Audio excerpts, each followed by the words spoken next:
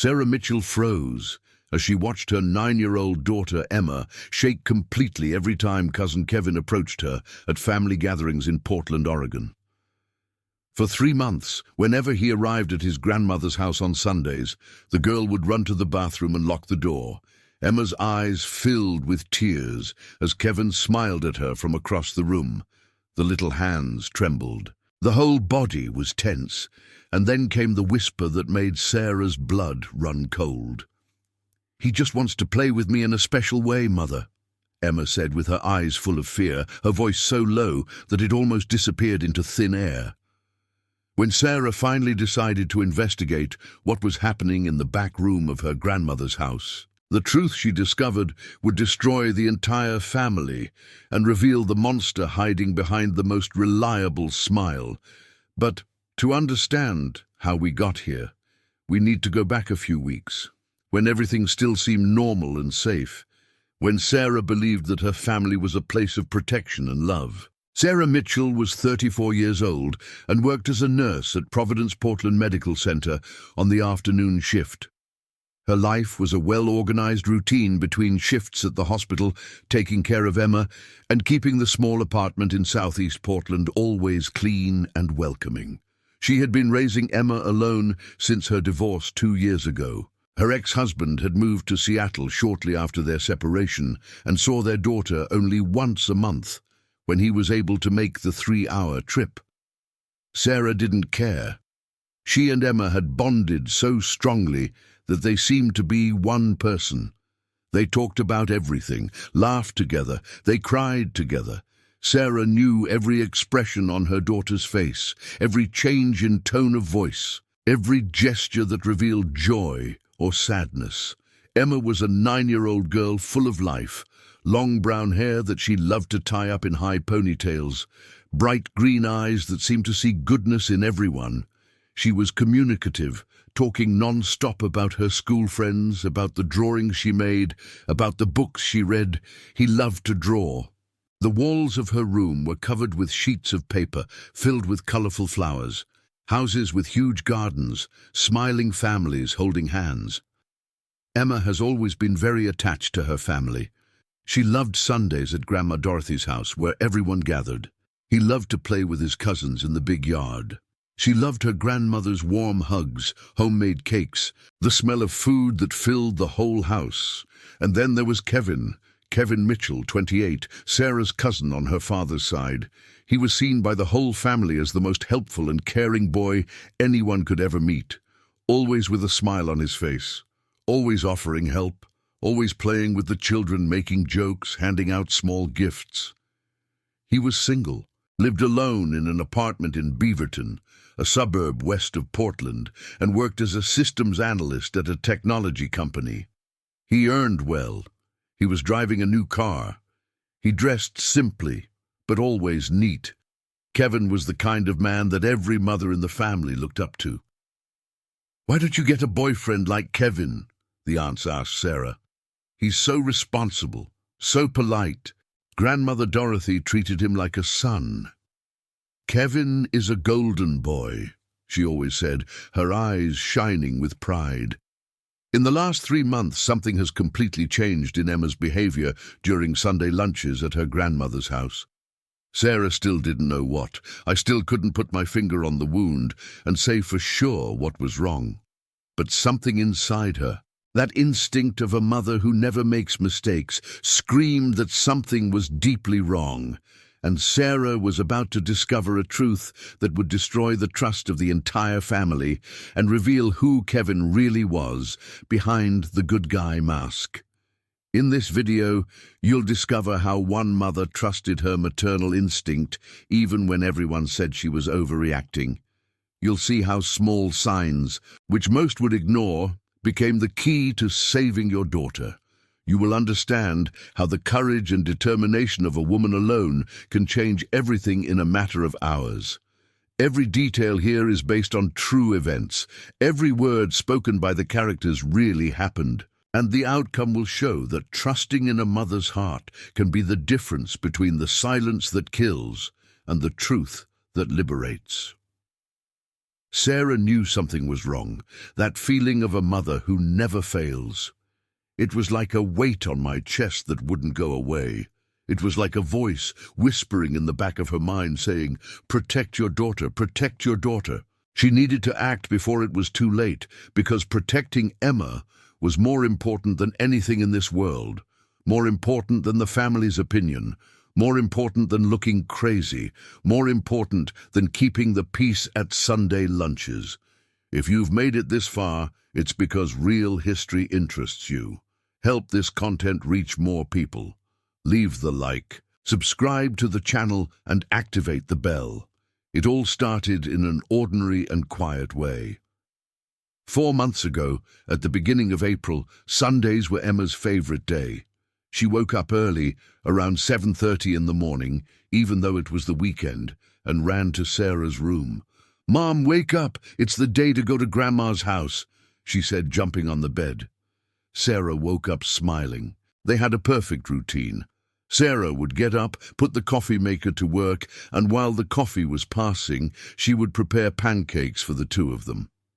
Emma loved pancakes with maple syrup and strawberries cut on top. They sat at the small table in the kitchen, Emma swinging her legs that didn't reach the floor, telling about the dreams she had during the night. After breakfast, they would get ready. Sarah chose a simple and comfortable dress. Emma insisted on wearing her favorite dresses, the ones with flowers printed, or the ones with skirts that swirled when she twirled. Sarah tied her daughter's hair, sometimes with braids, sometimes with colored bows. Emma stood in front of the mirror, admiring her own reflection. "Am I beautiful, Mom?" she asked. "You look beautiful, my love." "The most beautiful girl in the world," Sarah replied by kissing the top of her head. Then they would go together to Grandma Dorothy's house in northeast Portland. The house was old, built in the 50s with a large yard full of trees. A 2-story house with a balcony at the front, painted white with blue accents. Grandmother Dorothy was 68 years old and had lived alone since her grandfather had died 6 years earlier. But on Sundays, the house came alive. The whole family would gather after the 10 o'clock Mass at St. Mary's Cathedral. Sarah and Emma didn't go to Mass every week, but they did go straight to their grandmother's house around noon. When they arrived, the house was already full. Aunt Rebecca and her husband, Uncle James, always arrived early with their 8-year-old daughter, Sophie. Aunt Margaret came with her husband, Paul, and little Lily, 7 years old. There were always other older cousins, sometimes great-uncles, sometimes old friends of the family. The house smelled of homemade food. Grandmother Dorothy cooked from an early age. Baked goods, mashed potatoes, fresh salads, apple pies. The dining room table was covered with steaming platters. Emma loved to play with her cousins in the big yard. There was an old swing hanging from the oak tree. There were flower beds that her grandmother took care of with affection. The girls ran, laughed, invented games. Sarah stayed in the kitchen helping her grandmother and talking to her sisters. It was an environment of peace, family, security. Sarah grew up in that house. Each room brought back memories of childhood. It was the safest place in the world. And then Kevin would arrive. He always arrived around 1 in the afternoon, after lunch was almost ready. He parked the silver Honda Accord in front of the house. He got out of the car with a wide smile on his face. He always brought small gifts for the children.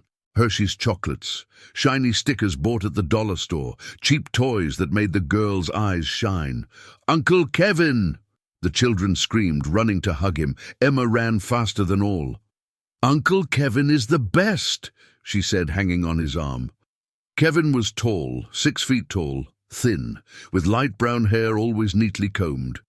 He wore black-framed glasses that gave an intellectual look. He wore button-down shirts and jeans. He spoke in a soft, polite voice. He always greeted everyone with a firm handshake for the men and a respectful hug for the women. "Hi, Aunt Dorothy. The food smells wonderful," she said, kissing her grandmother's cheek. "Hi, Sarah. How was the week in the hospital?" he asked, interested. He offered to help his grandmother with anything. He replaced burnt-out light bulbs. He repaired dripping faucets. He helped carry the heavy platters to the table. The whole family adored him. "Kevin is such a good boy," Aunt Rebecca would say. "Always so helpful," Aunt Margaret agreed. Grandmother Dorothy treated him like her favorite grandson, although she never said it out loud.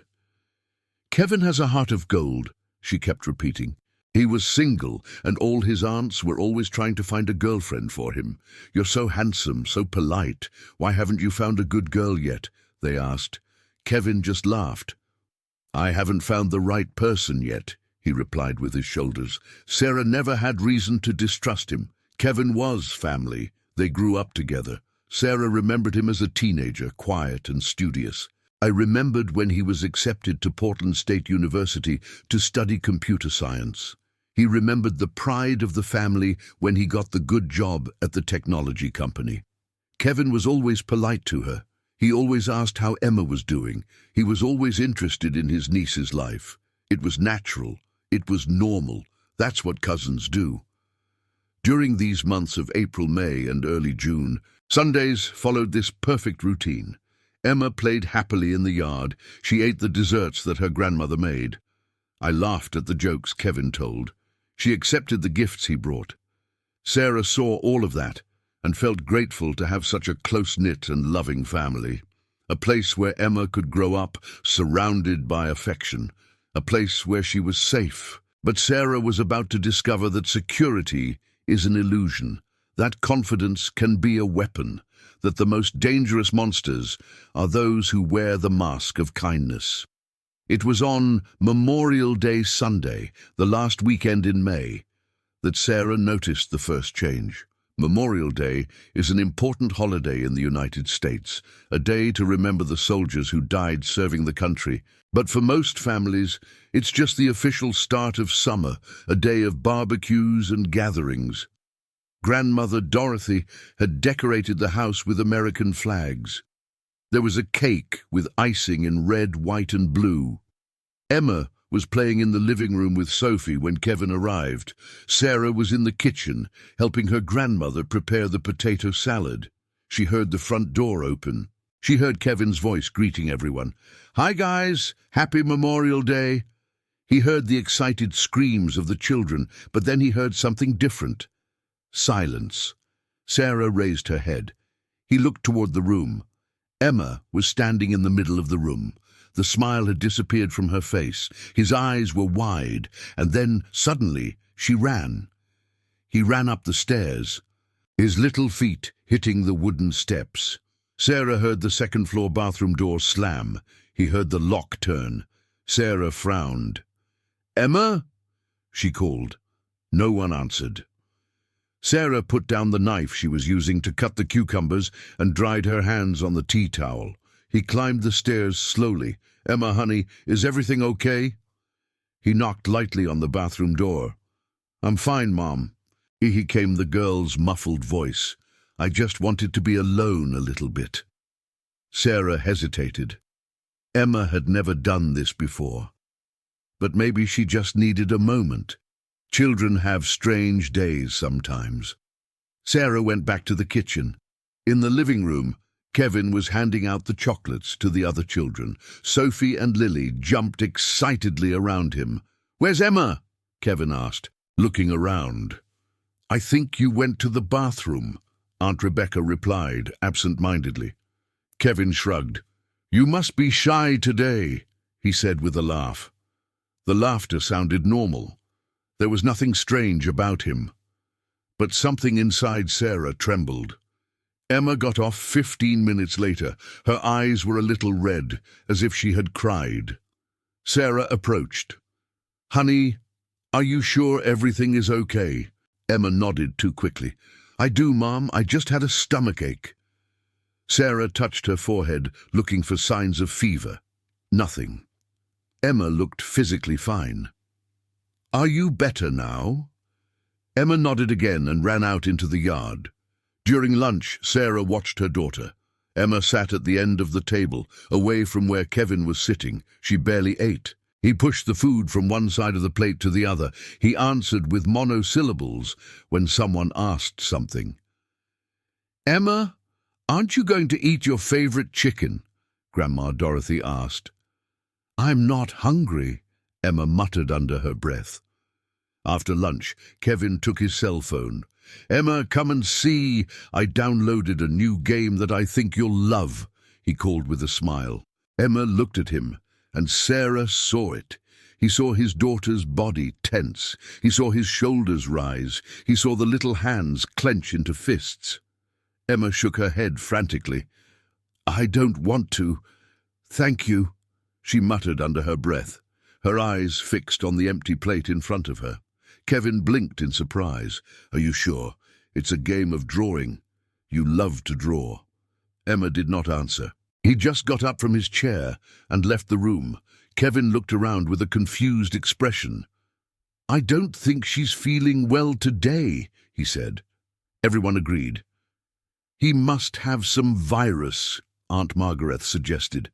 The conversation moved on to other subjects, but Sarah felt butterflies in her stomach, a strange discomfort that she could not explain. Emma had never refused Kevin's attention before. She has always loved the games on his cell phone. She was always excited when he showed new things. Why was it different now? Sarah tried to push the thought away. Kevin was family. Kevin has always been so attentive. What could be going on? Probably nothing. Emma must have been feeling really bad or in a difficult phase. Children as young as 9 years old go through emotional changes. Sarah recalled reading something about it in a magazine article. But on the way home that afternoon, Emma sat quietly in the back seat of the car. Usually she talked non-stop about playing with her cousins, about her grandmother's cooking, about the funny things that happened. But that Sunday, she just stared out the window, her face turned to the passing landscape. Sarah watched in the rearview mirror. "Emma, did something happen today?" she asked in the softest voice she could. Emma didn't turn her head. "No, Mom. Are you sure? You look sad." "I'm just tired," the girl replied. And then, so quietly that Sarah almost didn't hear it, Emma added, "Can I not go to Grandma's house next Sunday?" Sarah frowned. "Why, love? You love going there." Emma did not answer. He just shrugged his shoulders. Sarah let the matter die. But that night, when Emma was already asleep, Sarah sat in the living room of their small apartment, the TV on but muted, thinking. What had happened? Why was Emma acting so strange? Sarah tried to remember every detail of the day, the race up the stairs when Kevin arrived, the red eyes, the refusal to eat, the refusal to watch the game on mobile, the request not to return next week. All that together formed a drawing that Sarah didn't want to see. She shook her head. "I was seeing things where there was nothing. Kevin was family. Kevin was a good guy. Everyone said that. It was impossible for anything to be wrong. But the discomfort did not go away. It stood there, small and insistent like a pebble in a shoe. If this revelation is arousing in you a deep curiosity about what really happened, comment right now, "I want more stories," and please leave your like on this video. On the following Sundays, the pattern was repeated, and with each passing Sunday, Sarah's discomfort grew into something bigger, something darker, something that was beginning to look very scary. On the first Sunday in June, when Sarah and Emma arrived at Grandma Dorothy's house, Emma didn't run out of the car as she always did. She sat in the back seat, her pink backpack on her lap, her eyes fixed on the house. "Emma, let's go," Sarah said, opening the back door. Emma didn't move. "Mom, do I really need to go?" she asked. The voice was so small, so fragile. Sarah sat next to her in the back seat. "Honey, what's going on? Why don't you want to come here anymore?" Emma bit her lower lip. Tears began to form in the corners of his eyes. I don't know how to explain it," she whispered. Sarah felt her heart tighten. "You can tell me anything, you know that, don't you?" Emma nodded but said nothing. She just wiped the tears with the back of her hand. "Grandma's going to be sad if we don't go in," Sarah said softly. Emma took a deep breath and finally got out of the car. Sarah began to observe more closely that day. She watched as Emma stood beside her in the kitchen the whole time, glued together as if afraid to move away. The girl, who had previously run free through the yard, now held her mother's hand firmly. When Kevin arrived around 1 o'clock as usual, Emma was helping her grandmother put the napkins on the table. Sarah saw the exact moment Emma heard his voice greeting everyone in the room. He saw his daughter's body become completely rigid. He saw the color disappear from his face. Emma dropped her napkins and ran behind Sarah, hiding behind her legs. "Emma?" Sarah called out in surprise. The girl did not answer. He just pressed his face against Sarah's back.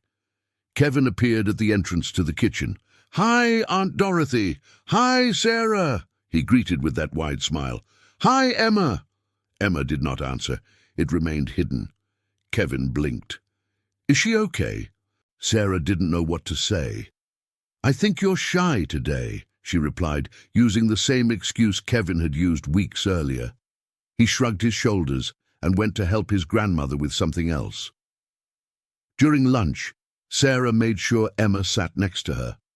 The girl ate only a few small pieces of bread. When Kevin tried to sit on the long wooden bench next to Emma and Sarah, Emma got up so fast that she knocked over the glass of juice. The orange liquid spread across the tablecloth. "Oh, I'm sorry," said Emma in a trembling voice. She ran to get paper towels. Kevin just laughed. "No problem. Accidents happen," he said in that soft voice. But Sarah saw it. He saw how Emma refused to go back to that place. She went to sit on the other side of the table, away from him. On the 3rd Sunday of June, the situation became even clearer and more disturbing. Sarah and Emma arrived at their grandmother's house around 15 past noon. Kevin hadn't arrived yet. Emma was more relaxed. He played a little in the backyard with Sophie and Lily.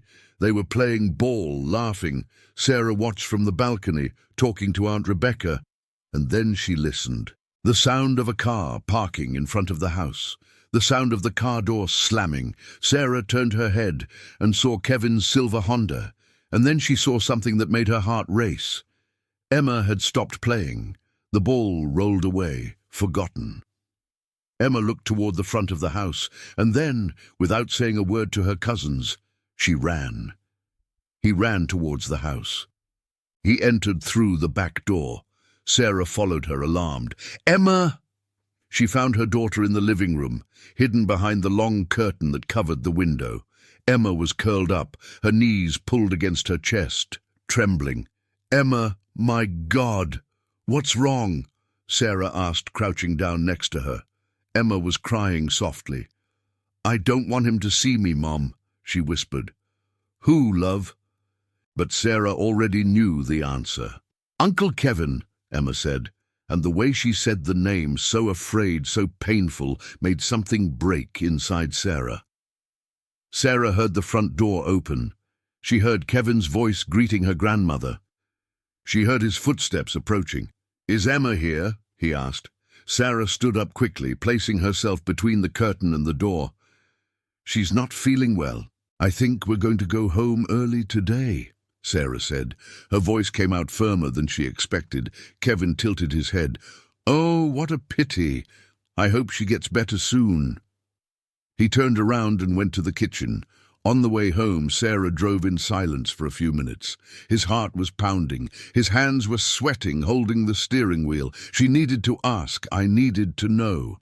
"Emma, what's going on, honey?" she asked softly, her eyes alternating between the road and the rearview mirror where she could see her daughter's face. Emma was looking out the window, her hands holding her pink backpack tightly in her lap. "Nothing, Mom. I'm just tired," the girl replied, but her voice trembled as she said it. Even through the rearview mirror, Sarah could see that Emma's hands were shaking. They trembled so much that the backpack dangled in her lap. "Emma, you know you can tell me anything, don't you? Anything, really. No matter what, I will always protect you." Emma did not answer. Tears streamed down her face. She wiped it with the sleeve of her dress. "I know, Mom," was all he said. That night, Sarah couldn't sleep. He lay on the bed, his eyes open, staring at the ceiling. Streetlight poured in through the cracks in the curtain, creating pale stripes on the walls. Sarah thought of everything.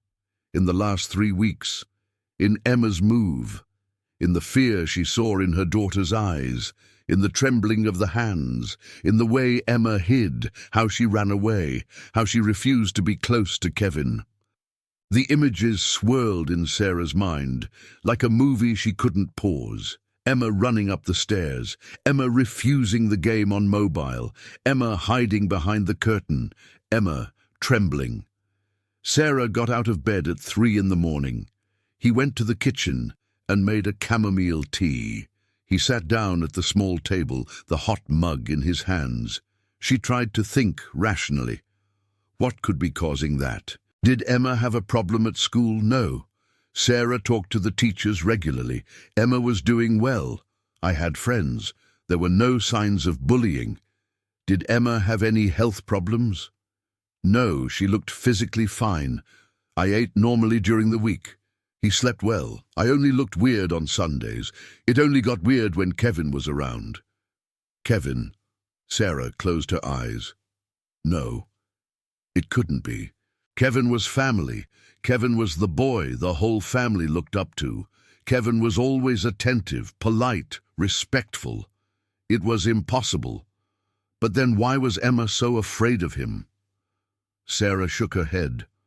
Perhaps Emma had seen or heard something that frightened her unintentionally. Maybe Kevin had said something that Emma misinterpreted. Children sometimes understand things in a confused way, but the voice inside Sarah's head, that voice of a mother who never makes mistakes, whispered, "Something's wrong. Something is very wrong."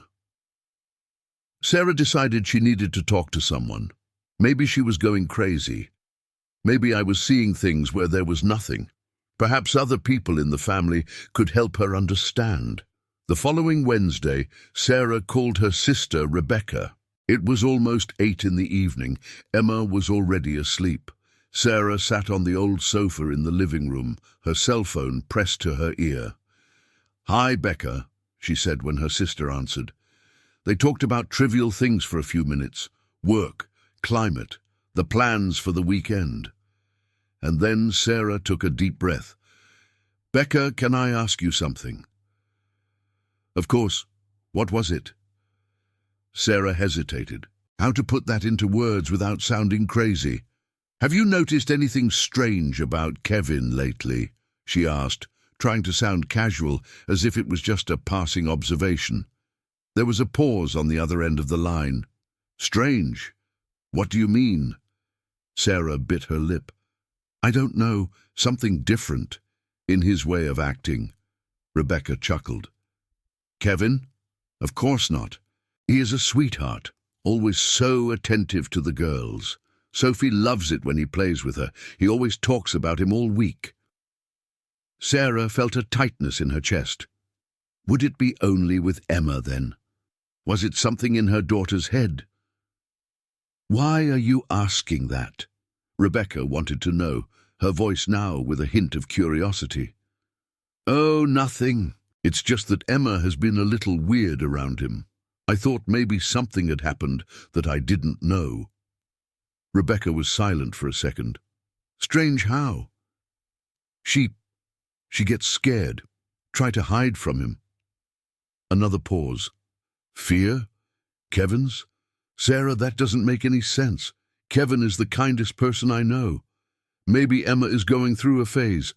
You know how kids are. Sometimes they develop irrational fears."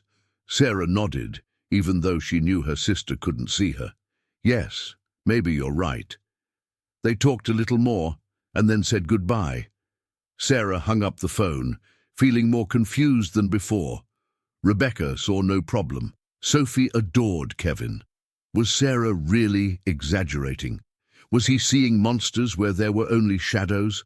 On Friday, Sarah decided to try to talk to her grandmother, Dorothy. She stopped by her grandmother's house after work before picking up Emma from school. Grandma was in the kitchen making cookies. The house smelled of cinnamon and sugar. "Hi, Mom," Sarah greeted by kissing her grandmother's cheek. "Sarah, what a good surprise. Do you want coffee?" They sat at the kitchen table with cups of hot coffee and still warm cookies. They talked about the things of the week. Sarah tried to find the right moment. And then, finally, he said, "Mom, I've noticed that Emma has been acting weird around Kevin." Grandmother Dorothy stopped with the cup in the air. "Strange how?" "She gets scared. He tries to hide. He doesn't want to be close to him." Grandmother put the cup back on the saucer. "Oh, Sarah, you're seeing problems where there aren't any." The tone was one of slight reproach, as if Sarah were a child saying nonsense. "Kevin is a golden boy. It always has been. You know that. He takes care of me, helps with everything here at home. He's the most helpful grandson I have." Sarah felt her cheeks heat up. "I know, Mom. I'm not saying Kevin did anything. I'm just saying Emma is acting different." Grandmother shook her head. "Emma must be in a phase. Girls this age get weird sometimes. I remember when you were 9 years old and you were afraid of the neighbor's dog for no reason at all." Sarah tried to protest. "But Mom, this is different." "Sarah, honey, you're too stressed. She works a lot. Takes care of Emma alone. Sometimes we get tired and start imagining things. Kevin is family. He loves this girl. He loves all the kids here." The grandmother got up and began to fold the clothes that were in a basket on the chair next to her. Matter closed. Sarah left her grandmother's house feeling alone and confused. No one saw what she saw. No one understood her concern. Everyone defended Kevin. Everyone said she was exaggerating. Sarah got in the car and rested her forehead on the steering wheel. Was she crazy? Was he seeing danger where there was none? But then she thought of Emma's face, in the trembling of the hands, in the real and palpable fear in her daughter's eyes. That was not imagination. That was not a phase. That was real. Sarah was sure. But if no one else saw it, maybe the problem was her. Perhaps she was projecting her own fears. Maybe she was being an overprotective mother. Sarah drove to Emma's school, her hands clenching the steering wheel, her mind a whirlwind of contradictory thoughts. She felt caught between the instinct that screamed that something was wrong and the logic that told her she was being irrational. But the truth was about to reveal itself in a way that no one could ignore. But what happened in the next few hours would destroy all the certainties she had. The following Sunday, July 4th, was the Independence Day holiday. Grandma Dorothy had planned a big celebration. There would be a barbecue in the backyard. The whole family would be there. Longtime friends of her grandmother would also come. There were American flags decorating the balcony. There were red, white, and blue balloons tied to the trees. Grandma had bought small, safe fireworks to set off in the backyard after dark. Sarah woke up that Sunday with a knot in her stomach. Emma had asked again not to go. "Mom, please, I don't want to go today," she had pleaded Saturday night. Sarah had sat on the edge of Emma's bed. "Love, it's the 4th of July. Grandma prepared everything. She will be very sad if we don't go." Emma had begun to cry. "I know, but I don't feel good there." "Because of Uncle Kevin?" Sarah had asked directly for the first time. Emma had become completely still. He did not answer, but the tears increased. Sarah had hugged her daughter. "Look, I promise I won't leave you alone for a minute. You'll be by my side the whole time, okay?" Emma had nodded reluctantly. So there they were, dressed for the holiday, Sarah in a navy blue dress and Emma in a white blouse with stars emblazoned on it. They arrived at their grandmother's house at noon. The backyard was already full of people. Uncle James was at the grill, preparing hamburgers and hot dogs. The children ran around the yard. Music played from a portable speaker. The sun shone brightly in the cloudless blue sky. Sarah kept Emma by her side the whole time. They helped their grandmother in the kitchen. They talked to their uncles. Emma became a little more relaxed. He even smiled a few times. Sarah began to think that maybe this Sunday would be different. Maybe Emma was finally getting over whatever was bothering her. And then, around 1:15, Kevin arrived. Sarah saw his car parked on the street. She watched as he came down, wearing a red polo shirt and denim shorts. You saw when he waved to everyone in the backyard, and she felt when Emma, who was next to her, became completely rigid. Sarah looked down. Emma had stopped breathing. Eyes were fixed on Kevin. His little face had turned pale. Sarah put her hand on her daughter's shoulder. "Breathe, love. I'm here. You're safe." Emma let out her breath in a trembling sigh. Kevin entered the yard. He greeted everyone. He distributed chocolates to the children. Sophie and Lily ran up to him excitedly. "Uncle Kevin, you brought M&Ms." He laughed. "Of course he did. They are your favorites." Then he looked around. "Where's Emma?" Sarah felt Emma curl up next to her. "It's here with me," Sarah replied. Kevin walked towards them with a smile. "Hi, Emma. How are you?" Emma did not answer. He just looked at the ground. Sarah decided at that moment that she wouldn't take her eyes off Kevin for a second. She watched his every move. She observed how he talked to the other adults, how he played with the other children, how he looked at Emma, and she saw it. He saw a different look, a look that took a second longer, a look that had something about him that Sarah couldn't identify, but that made her feel sick. Lunch was served around 2 in the afternoon. Everyone took paper plates and helped themselves to the buffet, set up at the tables in the backyard. Burgers, hot dogs, potato salad, coleslaw, grilled corn. Sarah filled a plate for Emma and another for her. They sat on a wooden bench far from where Kevin was sitting. Emma ate a few small pieces of bread. Sarah noticed that every time Kevin laughed or spoke loudly, Emma shuddered. After lunch, Kevin grabbed a soda from a styrofoam box filled with ice. He walked to where Sarah and Emma were sitting. "Emma, do you want a Sprite? It's very cold," he offered, holding out the can to her. Emma looked at the can as if it were a poisonous snake. She shook her head and pressed herself tighter against Sarah. "No, thank you," she whispered. Kevin frowned. "Are you sure? It's so hot today." Emma shook her head again, more vigorously this time. His whole body trembled. She trembled so much that Sarah felt the vibration through the contact between them. Kevin shrugged and walked away. Sarah hugged Emma. "It's okay, love. It's okay." But it wasn't. Nothing was right. Later, around 4 in the afternoon, Kevin was showing off the fireworks he had bought to set off for the night. Small wheels, colored sparks, nothing too big or dangerous. The children were around him excitedly. Kevin explained how each one worked.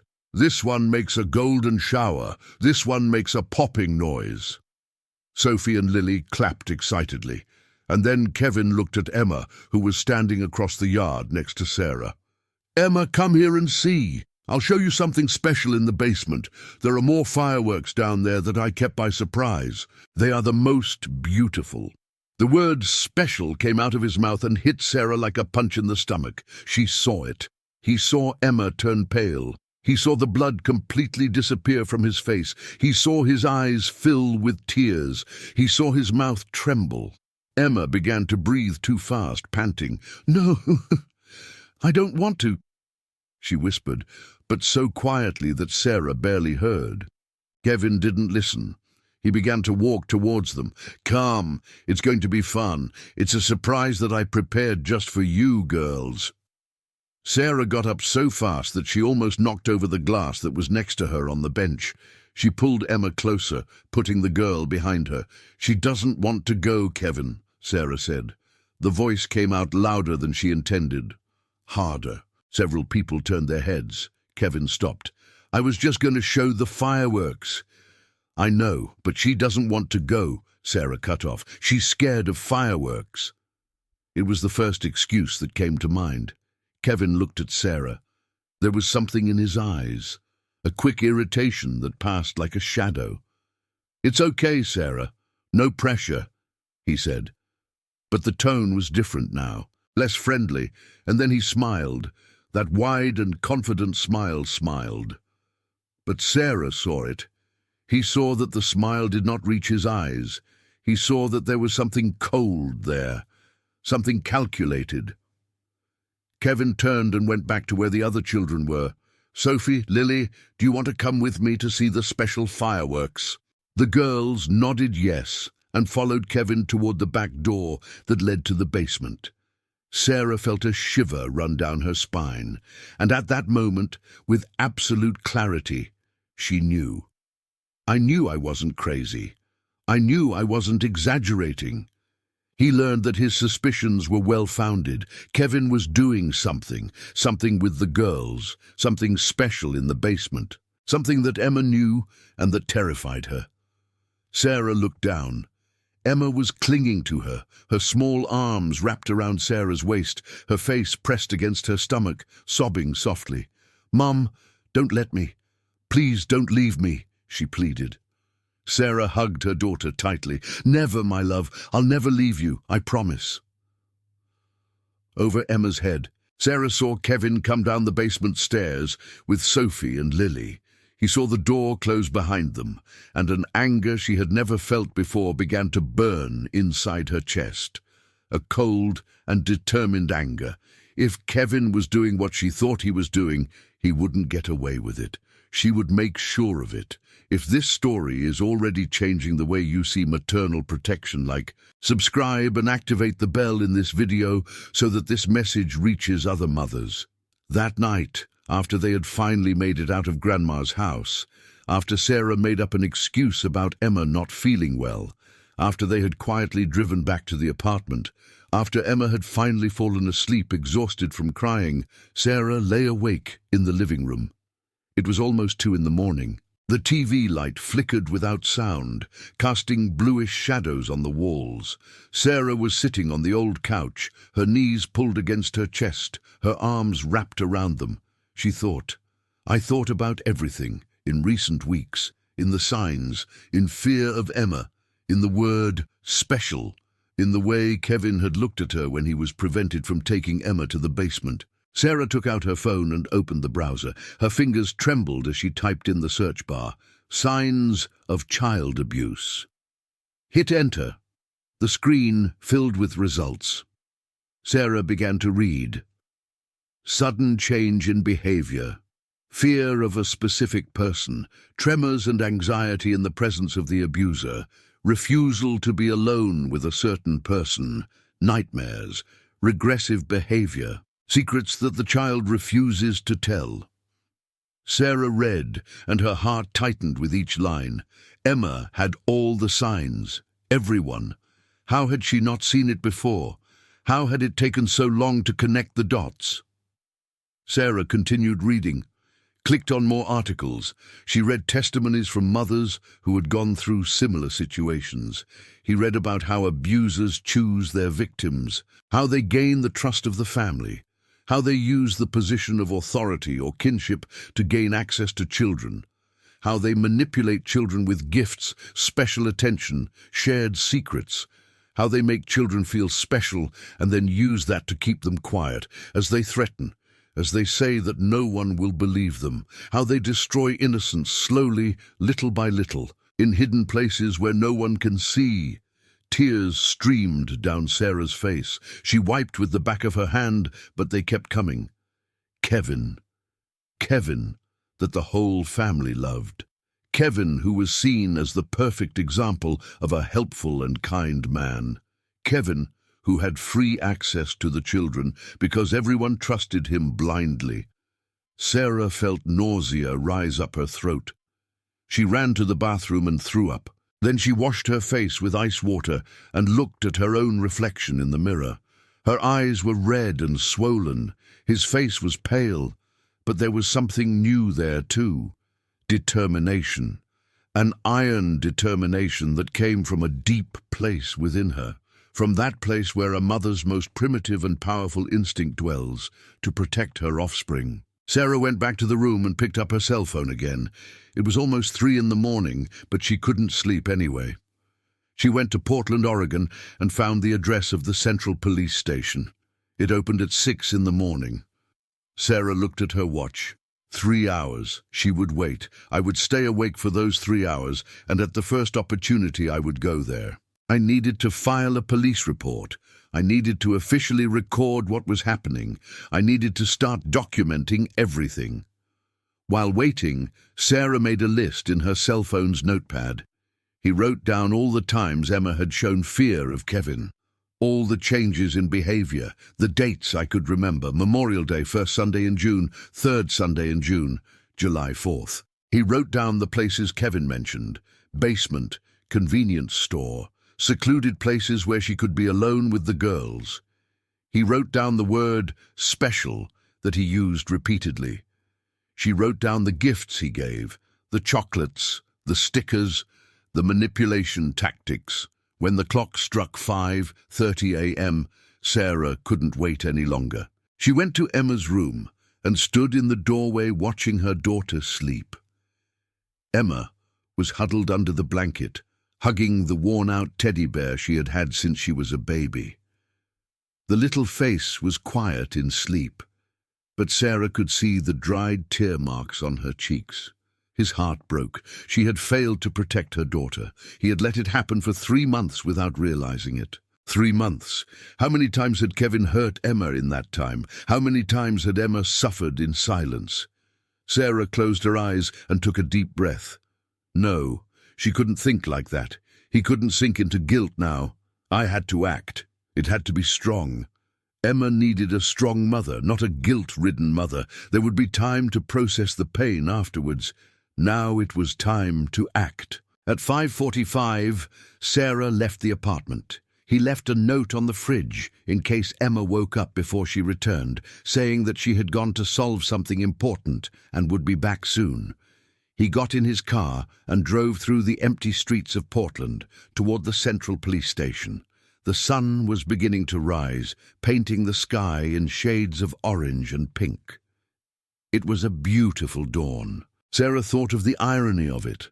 The world kept turning, beautiful and indifferent, while some lives were shattered. He arrived at the police station at exactly 6 in the morning. The building was large, red brick, with the American flag waving from the flagpole in front. Sarah pulled up and sat in the car for a moment, her hands clenching the steering wheel. Once he entered there would be no turning back. As soon as he made the official complaint, the whole family would know. There would be an earthquake, denials, anger, divisions. But Sarah looked at the picture of Emma she kept hanging in the rearview mirror. Emma smiling with her 2 front teeth missing, taken 2 years ago. She would do anything for that smile. Anything. Sarah got out of the car and entered the police station. The reception was large, with walls painted light beige and informative posters about community safety. There was a woman behind the counter, a policewoman in a navy blue uniform, blonde hair tied in an impeccable bun. She was around 40 years old and had a face that conveyed seriousness, but also gentleness. "Good morning. What can I help with?" the officer asked as Sarah approached the counter. Sarah opened her mouth, but no sound came out. Suddenly the words seemed impossible to pronounce. How to say that out loud? How to turn horrible suspicion into real words? The officer noticed the hesitation. She leaned forward a little, her voice softer. "It's okay. Take a deep breath. What's your name?" "Sarah." "Sarah Mitchell," she managed to say. I need to file a police report. It's about my daughter, I think. I'm sure someone is abusing it." The words came out broken, difficult, but they came out. The policewoman nodded, her expression becoming even more serious. "It's okay, Sarah. You did the right thing to come here. My name is Jennifer Walsh. I've been an official here for 12 years. I'll help you. Come with me. Let's talk in a more reserved place." Officer Walsh led Sarah into a small room with a table, 2 chairs and windowless walls. It was a quiet environment. isolated from the movement of the police station. There was a box of tissues in the center of the table. The officer sat on one side and Sarah on the other. "It can start from the beginning. Tell everything you know, everything your daughter has told you, everything you have observed. Take your time," the officer said, taking a pen and a form. Sarah told everything. It started with Emma's behavior changes 3 months ago. He described every Sunday, every reaction, every sign she had observed. He told about Memorial Day, about the 4th of July, about the word special, about the basement, about how Emma trembled and cried. She said that Kevin was her cousin, that the whole family trusted him, that he had free access to the children during family gatherings. Officer Walsh wrote it all down, asking pointed questions to clarify details. What was Kevin's full name? Where did he live? Where did he work? Were there other children in the family who were also alone with him? By the time Sarah had finished, it had been almost an hour. Officer Walsh put her pen on the table and looked at Sarah with a serious but understanding expression. "Ms. Mitchell, I understand your concern and want you to know that we take cases like this very seriously. We will launch an investigation immediately. I will forward this bulletin to the Division of Crimes Against Children. They will contact you later today." Sarah felt momentary relief. But then the officer continued, "But I need to be honest with you about the process. We need more than suspicious behavior to make an arrest or get a court order. We need more concrete details and, ideally, solid evidence. Children are vulnerable witnesses, and defense lawyers know how to exploit this. We need to build a case that leaves no room for doubt." Sarah felt the weight of responsibility fall on her shoulders. "What do I need to do?" she asked, her voice trembling. Officer Walsh leaned forward. "First, you need to talk to Emma in more detail. I know it's difficult, but we need to know exactly what happened, when, where, what he did, what he said. Everything. But do it very carefully. Don't put words in her mouth. Let her rely on her own words. If possible, record the conversation on your cell phone, with her permission, of course." The officer continued, "Second, I strongly suggest that you avoid confronting Kevin directly at this time. If he realizes that he is being investigated, he can destroy evidence, flee, or coerce Emma in some way. Instead, observe and document any suspicious behavior. If there is an upcoming family gathering, it may be an opportunity to gather more information. But you cannot, under any circumstances, put Emma at risk. If he tries to be alone with her, intervene immediately. Protect your daughter first." Sarah nodded, absorbing every word. "What if I get evidence? Like a recording of him trying to get Emma somewhere isolated or something?" Officer Walsh nodded. "That would be helpful, but you need to be careful. Don't put Emma in a dangerous situation just to get a record. Her safety comes before any test." "Understood?" Sarah agreed. "Understood." Officer Walsh handed Sarah a business card. "This is my direct number.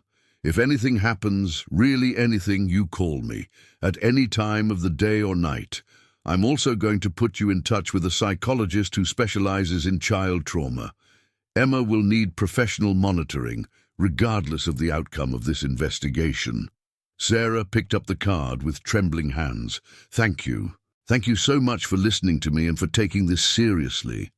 Officer Walsh stood and held out her hand. Sarah squeezed. "You're doing the right thing, Sarah. I know you must be scared, but you are protecting your daughter.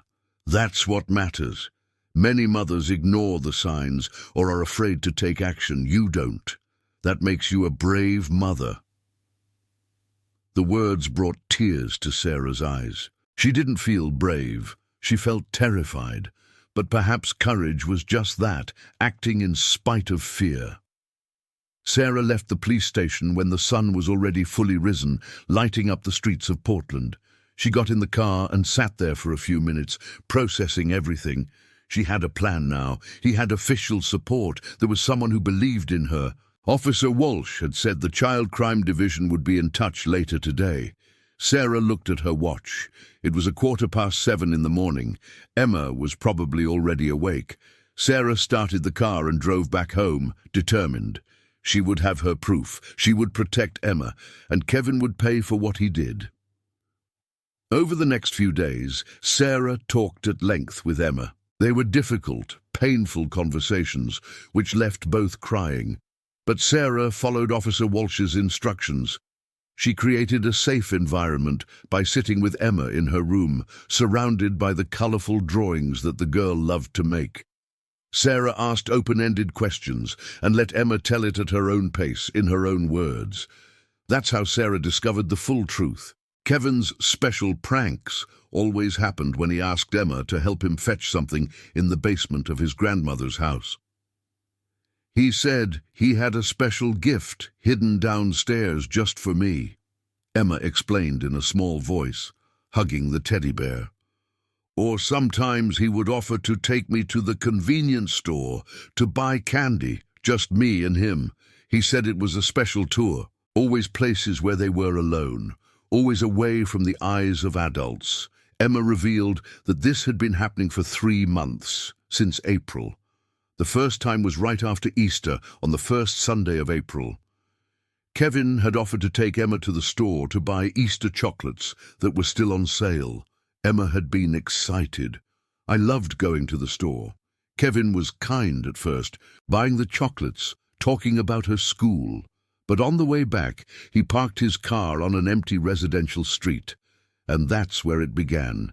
Inappropriate caresses. The touches that left Emma confused and uncomfortable. The whispered words, "This is our special secret. You are a special girl, but if you tell anyone, they won't understand. They'll think you're evil. And then no one else will love you." Sarah listened to everything with her heart breaking into pieces inside her chest. She recorded the conversation with Emma's permission, just as Officer Walsh had suggested. Emma said that this was repeated on several other Sundays, sometimes in the store, sometimes in Grandma's basement, when he made excuses for them to go get something together. Emma had tried to avoid being alone with him, but Kevin was persistent. He used his position as a trusted adult in the family to isolate Emma. And she, a 9-year-old child, didn't know how to defend herself. Sarah felt a mixture of anger and guilt so intense that she thought she couldn't stand it. How did you not notice before? How did you let that happen for 3 whole months? But she struggled with guilt. Now was not the time to sink into it. It was time to act. It was time to make sure Kevin never laid hands on Emma or any other child again. On Thursday, 3 days after the visit to the police station, Grandmother Dorothy called. Sarah was at home, enjoying the day off at the hospital. Her heart sank when she saw her mother's name appear on her cell phone screen. She answered.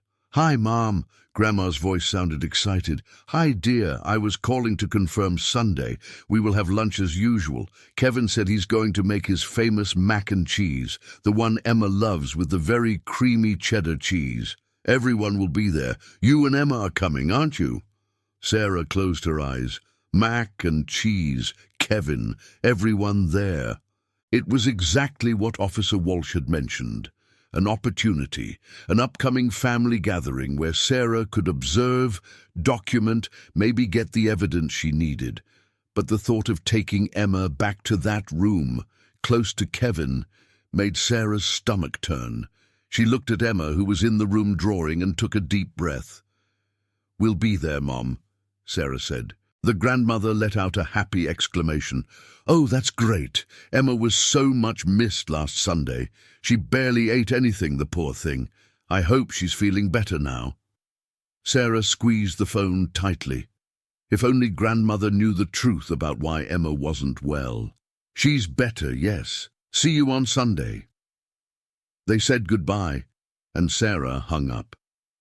As soon as she hung up, Sarah went to the bedroom and took the old cell phone she kept in the drawer. It was an iPhone 6 that she used before buying the newer model. It still worked perfectly. Sarah called him and checked.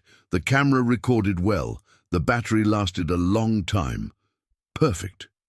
She would hide this cell phone in Emma's pink purse with the recording on, just as Officer Walsh had suggested. If Kevin tried anything, if he tried to take Emma somewhere, she would have it all recorded. It would be the concrete proof they needed. Sarah spent the next few days preparing Emma psychologically. She sat down with her daughter on Friday night and explained the plan.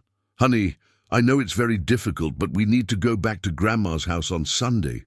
Emma turned pale. "Mom, no, please, I don't want to." Sarah held her daughter's hands. "I know, my love, I know, but I promise I'll protect you. You won't leave my side for a second. And if Uncle Kevin tries to ask for anything, you say no and come to me immediately. Do you understand?" Emma nodded, tears flowing. "But why do we need to go?" Sarah chose her words carefully. "Because we need to make sure that he doesn't hurt you or any other child ever again. And for that, we need proof of what he does. But you will be safe. I swear on my life that you will be safe." Emma hugged Sarah tightly. "I trust you, Mom." Sarah kissed the top of her daughter's head, her heart heavy. "I will not disappoint you, I promise." Sunday has arrived. Sarah woke up at 5 in the morning, even without the alarm ringing. Her stomach was churning, tossed with nervousness and fear. She got up, went to the kitchen and made very strong coffee. He sat at the small table in the darkness of the early morning, only the light of the stove illuminating the kitchen, and mentally reviewed the plan. Cell phone in Emma's bag, recording triggered. Constant vigilance, immediate intervention if Kevin tries anything, not to leave Emma alone for a second. At 8 in the morning, Sarah woke Emma gently. The girl opened her eyes slowly and for a moment seemed confused. Then reality came back and fear filled those green eyes. "Is it Sunday yet?" she asked in a choked voice. Sarah nodded. "Yes, love, but remember what we talked about. I'll protect you." Sarah dressed Emma carefully, choosing a light blue long-sleeved blouse and comfortable jeans. He combed his daughter's hair into a simple ponytail. He took Emma's small pink bag, the one with drawings of unicorns that the girl loved, and put the old cell phone inside, with the video recording already on. The cell phone was positioned so that the camera was facing forward, capturing everything that happened. "Remember the arrangement, love?" Sarah said as she adjusted the straps of the bag on Emma's shoulders. "You don't leave my side today. If Uncle Kevin asks for anything, you say no and come to me. No matter what. Even if he offers candy, games, anything. You say no." Emma nodded, her eyes big and scared. "Is it going to be okay, Mom?" she asked in a voice so small it almost disappeared. Sarah knelt in front of her daughter and held her face with both hands. "Yes, you will, my love. I promise. It's going to be okay, because I'm here, and I'm not going to let anything bad happen." They left the apartment at 11:15 in the morning. Sarah drove through the streets of Portland toward her grandmother's house in Northeast. Traffic was light, typical of Sunday morning. The sky was partly cloudy, with grey clouds covering the sun. Sarah looked in the rearview mirror constantly, watching Emma in the back seat. The girl was quiet, looking out the window, her hands firmly clutching the pink bag in her lap. They arrived at Grandma Dorothy's house at 11:30 exactly, and Sarah's heart sank when she saw Kevin's silver Honda Accord already parked in front of the house. He had arrived early.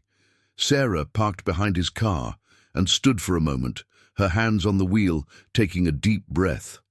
Emma was motionless in the back seat. "Mom." "I can't," she whispered. Sarah turned around. "You can do it, love. We did it. Together. Remember, you don't leave my side." Sarah got out of the car, opened the back door and held out her hand to Emma. The girl grabbed her mother's hand tightly and got out of the car. They climbed the steps of the front porch hand in hand. Sarah could feel Emma trembling through the contact. She shook her daughter's hand 3 times, the secret code they had developed years ago that meant, "I love you." Emma squeezed back 3 times. They entered the house. The familiar smell of homemade food filled the house. Sarah heard voices coming from the kitchen, laughs. The voice of Grandmother Dorothy, Uncle James's deep voice, and then, clear as a bell, Kevin's voice. And then I told the customer that that kind of setup wasn't going to work, but he insisted. And guess what? There was a problem exactly where I warned you. Laughter followed the story. Kevin was in the kitchen, smiling as always, telling funny stories of work. The perfect boy, the dear cousin, the golden grandson. Sarah guided Emma through the room towards the kitchen. When they entered, everyone turned around. "Sarah, Emma, I'm glad you arrived," Grandmother Dorothy said, coming to hug the two. Emma hid behind Sarah, but let her grandmother kiss the top of her head. Aunt Rebecca was helping at the sink. Aunt Margaret was chopping vegetables. Cousins Sophie and Lily were sitting on the floor of the adjoining room playing with dolls. And Kevin was standing by the kitchen island, wooden spoon in hand, stirring a large pot on the stove. He wore a light blue button-down shirt with the sleeves rolled up to his elbows and dark jeans. The black-framed glasses reflected the light from the ceiling. When he saw Sarah and Emma, a wide smile opened on his face. "Hi, Sarah. Hi, Emma," he greeted in that friendly, cheerful voice. "I arrived early to make the mac and cheese. It will be delicious." Emma curled behind Sarah, her face pressed against her mother's back. Sarah responded with a short nod. "Hi, Kevin." The voice came out colder than she intended. Kevin blinked, a little surprised by the tone, but his smile didn't waver. He turned his attention to the pot. Sarah guided Emma to a chair in the dining room where they could see the kitchen but keep their distance. She made sure Emma sat down and then sat next to her, never taking her eyes off Kevin. Lunch passed slowly, every minute feeling like an hour. Sarah barely touched the food her grandmother put on her plate. Roast chicken, mashed potatoes, boiled green beans. She pushed the food from side to side as her eyes remained fixed on Kevin. He was sitting across the table, talking animatedly with Uncle James about sports. He ate with an appetite. I laughed out loud at the jokes. He seemed completely relaxed and at ease, as if he didn't have a horrible secret, as if it were not a predator disguised as a lamb. Emma didn't eat either. She took small pieces of bread and chewed them slowly, but it was only to pretend. Sarah could see that her daughter was tense, her shoulders stiff, her eyes downcast, focused on the plate. Sophie and Lily, oblivious to everything, chattered about a movie they had watched the night before. Grandma Dorothy came and went from the kitchen, bringing more food, making sure everyone was well served. After lunch, the grandmother served dessert, homemade cherry pie with vanilla ice cream. Kevin ate 2 large slices. "Aunt Dorothy, this pie is as divine as ever," he said, licking his fork. The grandmother smiled radiantly. "Oh, you've always been my best customer, Kevin." Sarah felt bile rise up her throat. If only grandmother knew. If only she had the slightest idea of the monster she was complimenting. And then, around 2:30 p.m., Kevin got up from the table. He stretched his arms above his head and yawned. "Wow, I ate too much. I'll get a glass of water." He walked to the kitchen. He took a glass from the cupboard and filled it with tap water. He drank slowly. Then he put the glass in the sink and turned, his eyes sweeping the room. He looked at Emma. Emma lowered her eyes immediately. Kevin walked back to the dining room. He stopped near Emma's chair. Sarah tensed, every muscle in her body preparing to act. "Emma," Kevin said in that soft voice. Emma didn't look up. "Emma, come with me to get the ice cream I left in the freezer in the basement," he invited, reaching towards her. "I bought those cookies and cream ones you love. Let's get it for everyone." Sarah's heart literally stopped for a second. The basement. The word echoed in her mind like a scream. Emma looked at her mother with absolute panic in her eyes. The little face had turned white as paper. His hands began to tremble. Sarah stood up so fast that the chair scraped high on the wooden floor. "She's not going, Kevin," Sarah said, her voice coming out hard and firm. "I look for the ice creams." Kevin turned to Sarah, his expression confused. "Oh, Sarah, you're being very protective. Just go down the stairs. It takes 2 minutes." But there was something in his tone now, a barely concealed irritation, an impatience. Sarah stepped forward, placing herself between Kevin and Emma. "I said I seek," she repeated. Her eyes were fixed on his. He did not hesitate. He didn't look away. The table fell silent, an awkward and heavy silence. Aunt Margaret cleared her throat. "Sarah, is everything okay?" she asked with a hint of concern in her voice. Grandmother Dorothy frowned. "Honey, what happened?" Before Sarah could answer, Kevin laughed. It was a forced, artificial laugh that did not reach the eyes. "All right, no problem. Emma stays here. I'll get it myself." He shrugged as if it was no big deal, but when Kevin walked past Sarah toward the basement door, she saw it. He saw it in his eyes. He knew she knew.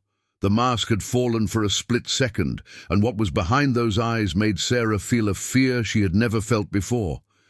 It was a cold look, calculating, dangerous. And then the mask came back. Kevin smiled at everyone at the table. "I'll be right back," he said, coming down the stairs. Sarah sat down next to Emma again and pulled her daughter close, hugging her. Emma was shaking completely.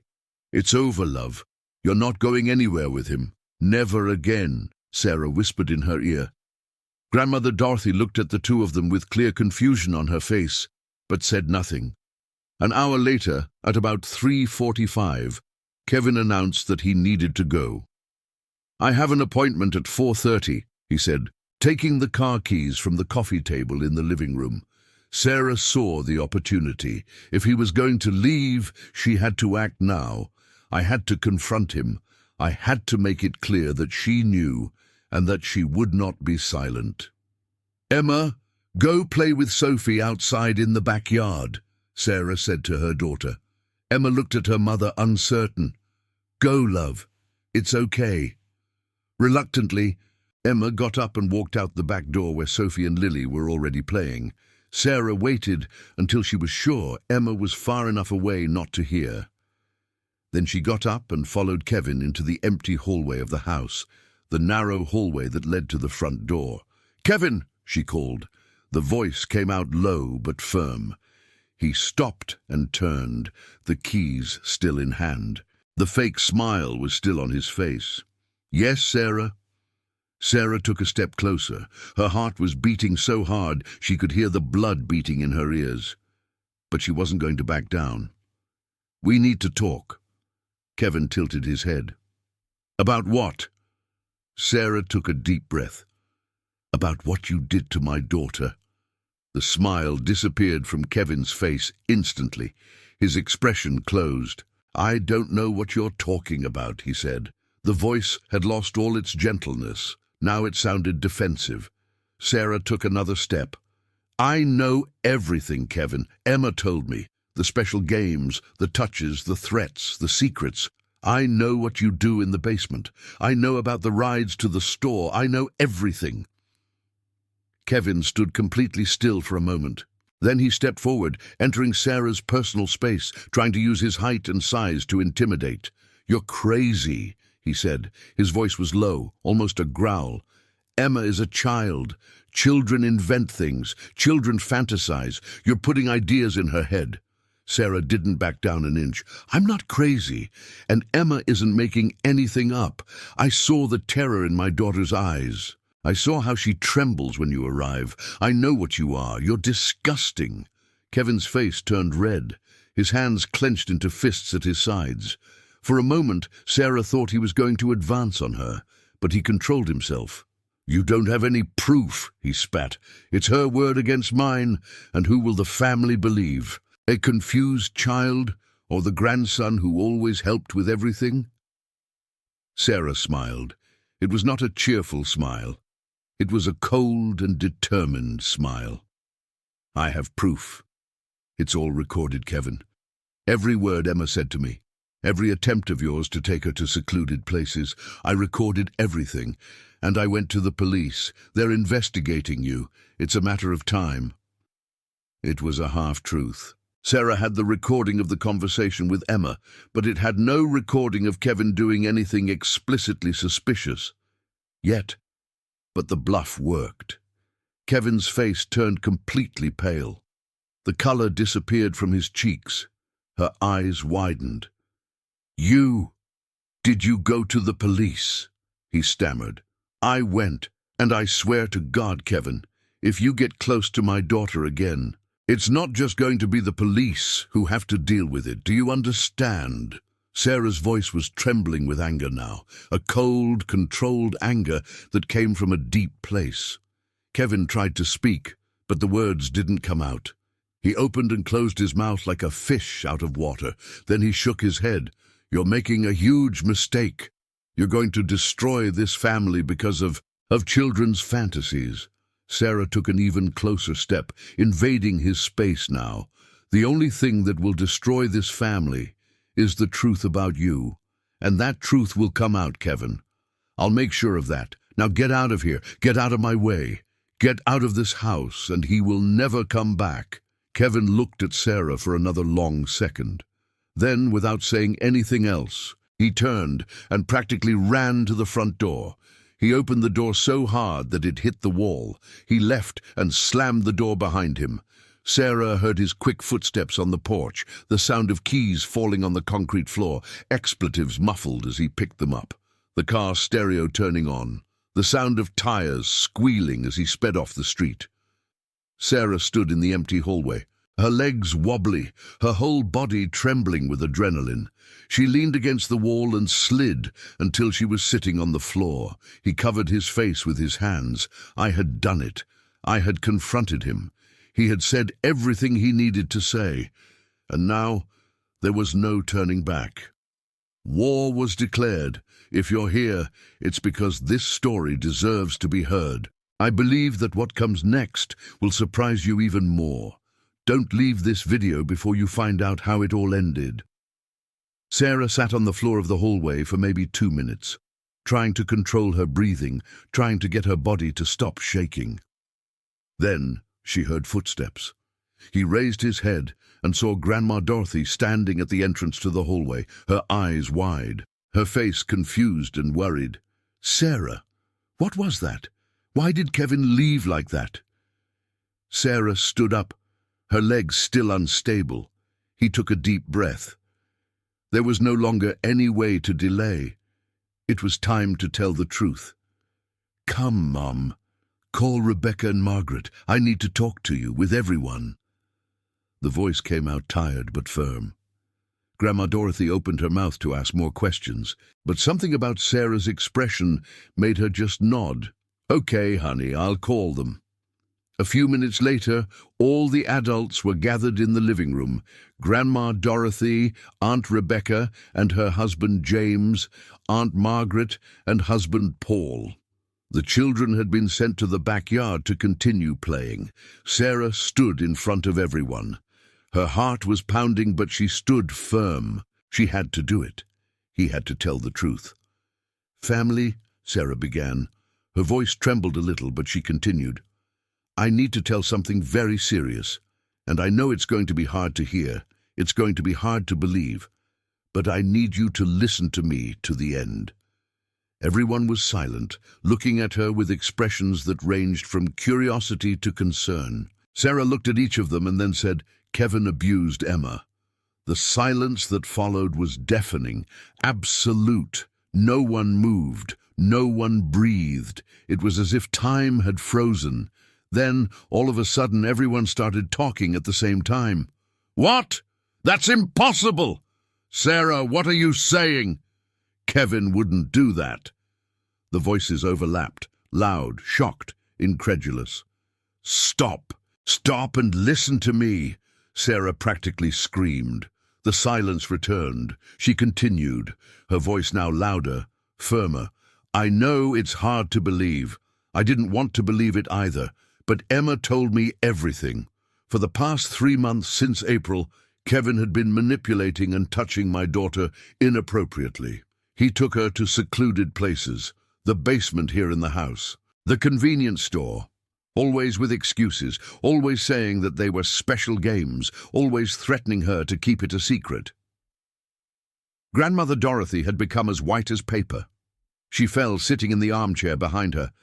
No, no, that cannot be true. Kevin he's a good boy. Tears began to flow down her wrinkled face. Aunt Rebecca shook her head violently. Sarah, are you sure? Children sometimes confuse things. Maybe Emma misunderstood something he did or said. Sarah looked at her sister with a mixture of anger and frustration. I'm absolutely sure. Emma didn't confuse anything. She told me in detail. She was terrified. Didn't you see it? Haven't you noticed how it has changed in the last few weeks? How was she scared when Kevin arrived? How did she hide? Aunt Margaret had her hands over her mouth, her eyes wide. My God, she whispered. My God, I need to talk to Sophie. She suddenly got up and started walking towards the back door, but Sarah grabbed her by the arm. Wait! Before you go, I need to tell you that I talked to the police. I filed a police report. They are investigating Kevin and Margaret. I think you should ask Sophie, carefully, because I'm afraid Emma won't be the only one. Aunt Margaret's face contorted in agony. No, no, it cannot be. Sophie too. No. She began to cry, loud and desperate sobs. Her husband Paul hugged her, but he was also in shock. Aunt Rebecca had started crying too. I need to talk to Sophie. I need to know if... Oh, God! She ran to the back door. Sarah continued, I went to the police on Monday. They are starting an investigation. I recorded Emma telling me everything. I documented all the changes in behavior, and I confronted Kevin today. He tried to deny it. He tried to say that Emma was making it up. But when I told him I had evidence and that the police were involved, he was desperate. He ran out of here because he knows it's true. He knows he was caught. Grandmother Dorothy cried softly in the armchair. How did I not see it? How did I let this happen in my house, in my basement? Her voice was broken, full of guilt and pain. Sarah knelt in front of her grandmother and held her hands. Mom, it's not your fault. It's no one's fault but him. Kevin is a manipulator. He has earned the trust of all of us. He used his position in the family to gain access to the girls. He is a predator, and predators are good at hiding who they really are. The back door opened abruptly. Aunt Margaret came in, pulling Sophie by the hand. The 8-year-old girl had wide and confused eyes. Mom, what's wrong? Why are you crying? Margaret knelt in front of her daughter, her hands holding Sophie's small shoulders. Honey, I need to ask you something very important, and you have to tell me the truth, okay? You won't be in any trouble no matter what you say. I just need to know the truth. Sophie nodded, startled. Okay, Mom. Margaret took a deep breath, her tears flowing. Uncle Kevin. Has he ever done anything to you that made you afraid, something strange, any touch you didn't like? Sophie stood completely still. His little face turned pale, her eyes filled with tears, and then, in a whisper so low that it was barely audible, she said, He said it was a secret. He said I couldn't tell. Margaret let out a groan of pain and hugged Sophie so tightly that the girl almost disappeared in her mother's arms. Oh, my baby, it's not your fault. You didn't do anything wrong. Sophie began to cry too, childish and frightened sobs. Aunt Rebecca returned with Lily, who was only 7 years old. The girl's face also revealed the same story. Yes, Kevin had hurt her too. 3 girls, 3 innocent children who trusted an adult they should have been able to trust. 3 families destroyed by the truth. The room was filled with tears now. Mothers hugging their daughters. The parents in shock. Grandma Dorothy crying with her face in her hands. Sarah felt such deep pain that she could barely breathe. But along with the pain came something else. Validation. She wasn't crazy. I wasn't exaggerating. Emma wasn't making it up. Kevin was exactly the monster Sarah had begun to suspect him to be. And now everyone knew. There was no longer any denying it. There was no way to protect him anymore. This story is not for everyone. If you are here, it is because you want to know the truth behind the facts. Are you ready for the final reveal? By Monday morning, Sarah was back at the police station. But this time she wasn't alone. Aunt Rebecca and Aunt Margaret went with her, each bringing their daughters. The three women sat in the same small room where Sarah had been a week earlier. Officer Jennifer Walsh was there, along with another detective from the Child Crimes Division, a tall, grey-haired man named Robert Chen. The three girls, 9-year-old Emma, 8-year-old Sophie, and 7-year-old Lily, gave their testimonies separately, each accompanied by their mother and a psychologist who specializes in childhood trauma. It was a long, painful process that lasted almost the entire day. But in the end, the detectives had 3 detailed testimonies, 3 stories that fit perfectly, 3 victims telling the same pattern of abuse. Kevin had isolated each of them at different times. He had used the same manipulation tactics. He had said the same thing. "It's our special secret. You are special. But if you tell it, no one will love you more." Officer Walsh looked at Sarah when it was all over. "Mrs. Mitchell, you did the right thing. By your courage to trust your gut and take action, you not only saved your daughter but also these other 2 girls. We will proceed with the investigation now in full force." Detective Chen added, "We will apply for a search warrant for his apartment and his computer. Cases like this rarely exist in isolation. There may be more evidence, more victims. Let's find out." Within 48 hours, Portland police issued an arrest warrant for Kevin Andrew Mitchell. On Wednesday, 2 days after the statements, a team of police officers went to the technology company where Kevin worked in Beaverton. They arrested him in the parking lot when he was leaving work at 5:30 p.m. Kevin tried to run when he saw the officers approaching. He tried to get into the car and flee, but the police surrounded him. He had nowhere to go. "Kevin Andrew Mitchell, you are in jail on charges of 3 cases of child sexual abuse. You have the right to remain silent. Anything you say can and will be used against you in court," one of the officers said as he placed the handcuffs on Kevin's wrists. Kevin tried to deny it. "This is a mistake. I didn't do anything. These girls are lying. Sarah is crazy. She put ideas in their heads." But his words were empty. The police put him in the car and took him to the Central Police Station. In the following hours, the police executed the search warrant at Kevin's apartment. They found disturbing material on his computer, posts on online forums about attraction to children, photos of children he had taken without permission in public parks, a digital diary where he described in detail his fantasies and some of the encounters he had with Emma, Sophie, and Lily. The evidence was overwhelming. The evidence was so clear and incontrovertible that the district attorney decided to proceed immediately with the charges. Kevin was formally charged with 3 counts of aggravated child sexual abuse, as well as possession of illegal material related to minors. He was remanded in custody without the right to bail, awaiting trial scheduled for December. The news of the arrest ran through the family like fire in dry straw. Some members, such as Aunt Rebecca and Aunt Margaret, called Sarah crying and apologizing for having doubted her initially. "You were right all along. How could we be so blind?" Rebecca said in an emotional call Thursday night. Still others were processing the shock, like grandmother Dorothy, who spent days locked in her room, refusing to talk to anyone. But they all agreed on one fundamental thing. Sarah had saved not only Emma, but also Sophie and Lily. Her courage to trust her mother's instinct and act, even alone, even against everyone, had made the difference between more silent suffering and the definitive protection of the girls. Sarah had become the heroine of the family, although she herself felt like just a mother doing what any mother would do for her daughter.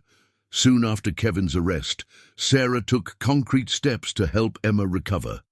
The following week, she enrolled her daughter in therapy with Dr. Linda Chen, a child psychologist who specializes in sexual trauma, recommended by Officer Walsh. Dr. Chen's office was in a low-key building in downtown Portland, with walls painted soft colors and toys scattered around the waiting room to put the kids at ease. The first sessions were difficult. Emma was silent almost the entire time, hugging her teddy bear and looking at the floor. Sarah waited outside, reading old magazines and trying not to imagine what was going on inside. But gradually, with infinite patience and gentle techniques, Dr. Chen managed to get Emma to open up. Sophie and Lily also began follow-up with the same therapist, creating a sense of normalcy among the girls. The three mothers, Sarah, Rebecca, and Margaret, created an informal support group that met every Friday afternoon at a cozy coffee shop in downtown Portland called Been There. The place had comfy couches, the smell of roasted coffee, and a secluded corner perfect for private conversations. They would sit for hours, sharing their daughter's struggles and small victories. Emma had a nightmare on Tuesday, Sarah recounted in a meeting, but yesterday she drew a rainbow for the first time in months. Rebecca nodded, telling her about Sophie, who had finally returned to playing with dolls without fear. Margaret was talking about Lily, who started laughing again during the games in the park. These meetings were a balm. They cried together, laughed together, strengthened each other. "We survived this. Our daughters will survive too," Sarah always said at the end, and the others nodded with tears in their eyes. Emma, initially very closed and withdrawn, slowly began to open up. 3 weeks after starting therapy, she started drawing again. His first drawings were dark, full of shadows and indistinct figures, but little by little the colors returned, vibrant flowers. Rainbow crossing blue skies, houses with smiling families holding hands.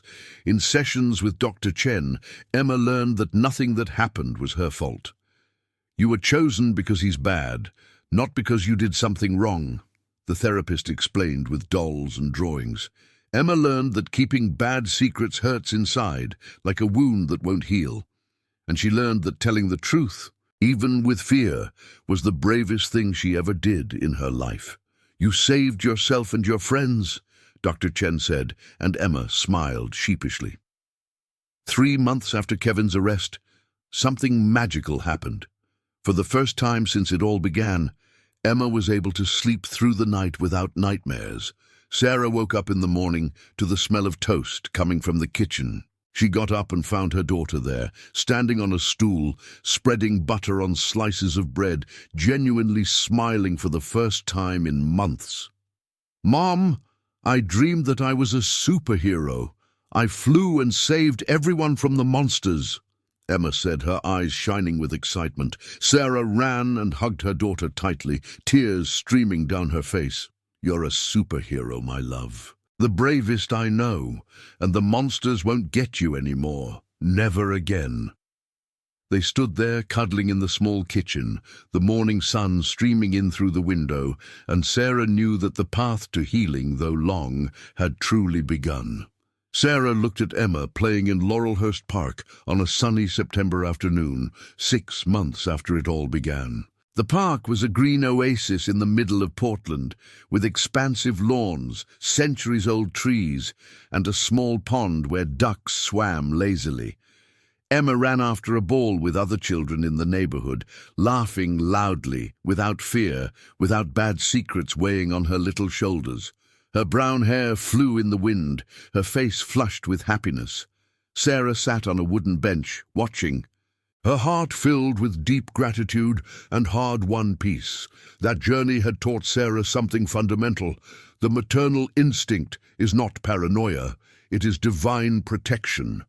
It's that inner voice that whispers when something is wrong, even when all eyes around see only normalcy. Trusting that voice can save a life. It can prevent years of silent suffering.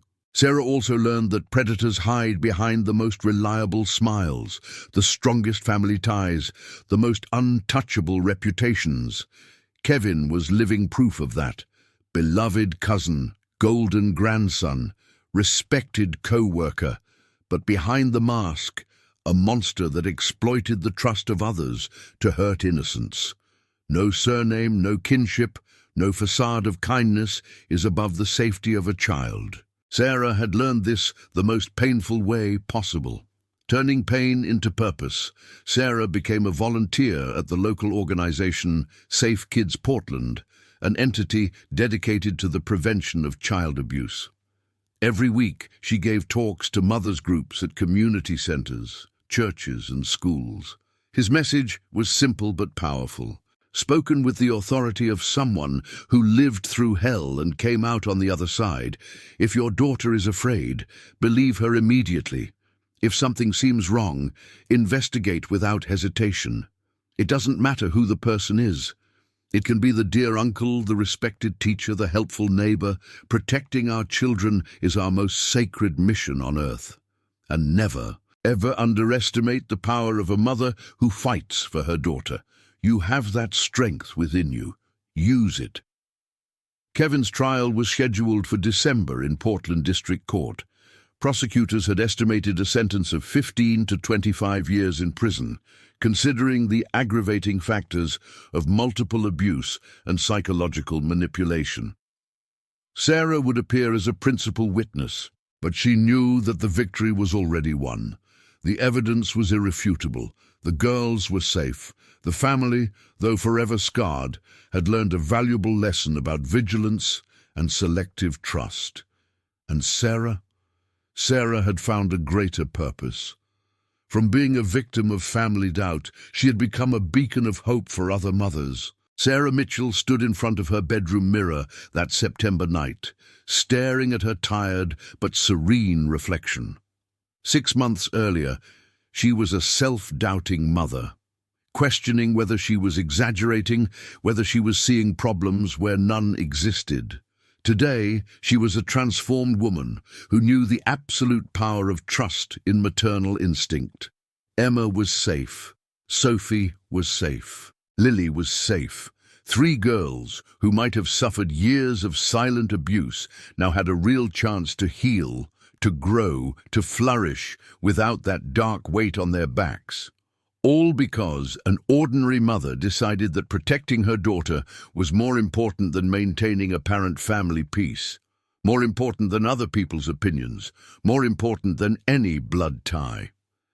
The journey was not easy. There were sleepless nights, plagued by guilt and fear. There were moments of overwhelming doubt when Sarah wondered if she was destroying the family for nothing. There was the absolute loneliness of being the only person who saw the real danger.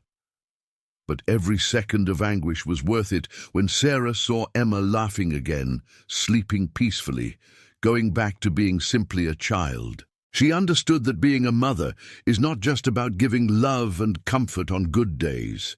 It is to be a relentless warrior on bad days.